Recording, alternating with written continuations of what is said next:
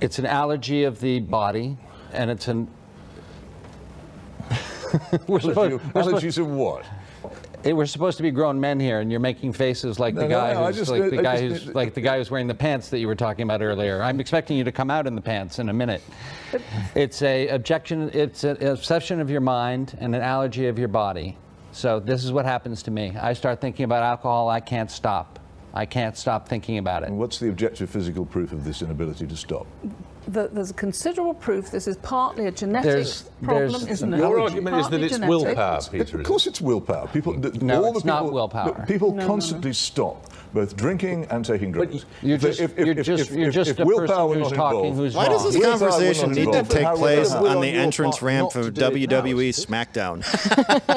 I'm in control of the first drink, and so I do all these things to protect myself. In a few from minutes, not Matt does having get hit with a chair. But once I have that drink, the allergy of the body kicks in. This is all documented. Also, I believe his alcoholism eyebrows proof. are wrestling twins.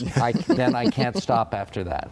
Our problem with Peter... I mean, I'm allergic to aspirin, but it doesn't mean... All right, Mrs. Doubtfire, your thoughts? Yeah. But you have to look at the evidence, Peter. That is What is this allergy? It's an allergy of your body. It's just not that your aspirin point wasn't. Not that your aspirin point wasn't genius, but you don't know what you're talking about. That's right. Well, Dave, your thoughts?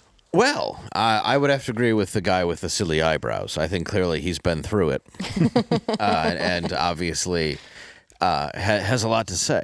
I think there's a lot going on. If you want me to be perfectly honest, I don't know how he died, and I think a lot of people do obviously speculate. I think immediately jumping to him in a shirt wearing a vaccine thing is there's a reason for it. Mm-hmm.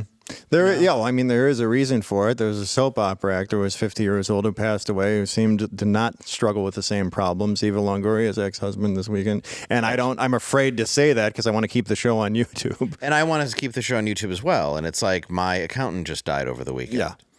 Yeah. Your friend died a week ago. And my other friends have died this year.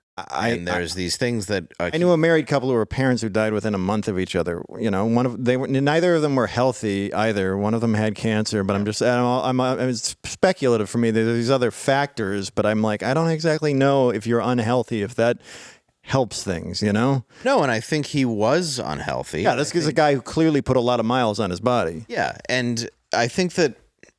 So I think there is speculation, and I think a lot of people wouldn't necessarily. You would go to relapse, but you see these pictures of him with his dad a couple days before, and speaking as somebody who has struggled with addiction and alcoholism, I don't really see you hanging out with your dad 2 days before because, like he said, when his mind goes to alcohol, you don't stop thinking about it. Yeah. And that's true. Yeah.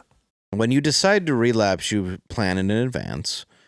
You decide to do what you're going to do, and you do it. It's not something, and it's even a seed. It's a seed that you'd go, okay, I think I'm going to do this, and then you slowly plan it, even though the other side of your brain goes, you're not going to do it. You're lying to yourself. You're just slowly planning exactly how it's going to happen, and then you let it happen. Mm-hmm. And that's how it works. And I just don't see that, and maybe I'm wrong. I mean, I'd like to know how he passed, and I feel very bad for his family. I feel very bad for him. Mm-hmm. I think he's right about addiction, and I think they're both right. You know, Robert Downey Jr. came out and said something very important. He was a horrible drug addict, and he had gone to prison and everything, and he said it did come down to a matter of choice. But you have to hit a certain amount of hell to make that choice. And he hit that point where it was that really the choice comes down to how bad are you willing to feel? How much are you willing to take? Because it really comes down to, like, do I decide to live or die? Mm-hmm. And that's the choice you make. And that's it. Like, because you can't live with it. If you have those problems, you're either going to suffer and die. Because, like, Tom Sizemore, that's not a life. Mm-hmm. You have a brilliant actor who just struggled and was a shell of the talent that he was for so many years. And you have people that we know. And I think that's the sad part is, yes, it does come down to a matter of choice, but the allergy that he's discussing is the obsessive thinking when it comes down to it is the obsessive relief, the obsessive need for it, the inability to stop. And it's so easy for people to say, well, you should just be able to stop. I wish it was that easy. Well, geez, I've never been addicted to anything else, but it's like I try to quit caffeine for like a week every year, and it's been 2 years. I haven't pulled it off yet. And that's a tough one too, though. That's not even anything that I would necessarily say is easy. Yeah, I quit caffeine for 6 months, and then one day I had to do morning radio, and I was like, I couldn't help. And then then you realize what a powerful drug is. It actually is when all your adenosine receptors have come back, and you're like, my experience with that too is like, well, I don't want it to lose that effect again, but I just can't do it. Right. And now I can drink a nitro and fall asleep 2 hours later. And I'm like, that's not good. No. What about you, Angela? Well, I definitely think a lot of things that you're saying are right about the relapse point, especially. And I can say that as somebody who actually had a lot of time sober and relapsed this year. So it is a choice, you know?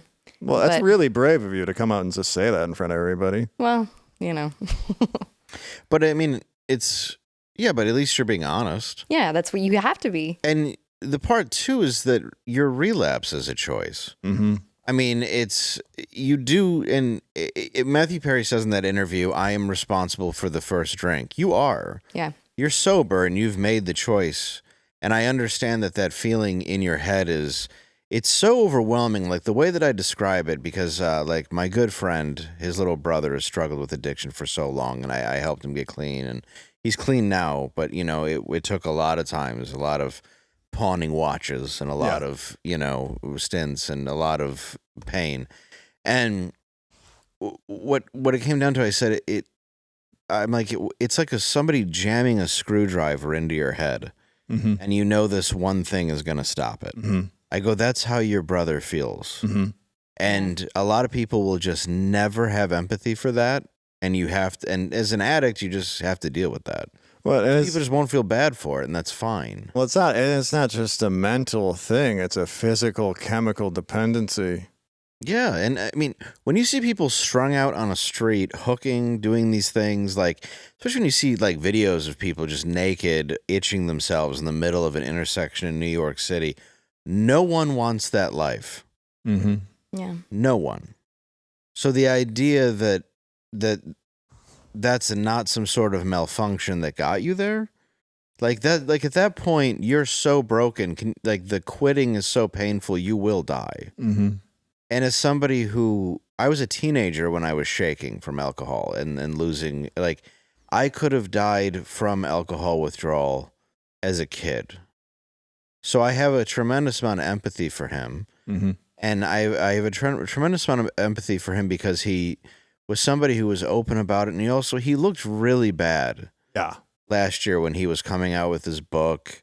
I know it was fairly difficult to muscle through, I heard, you know, because it destroys your brain. I know it destroyed mine. I mean, his colon burst.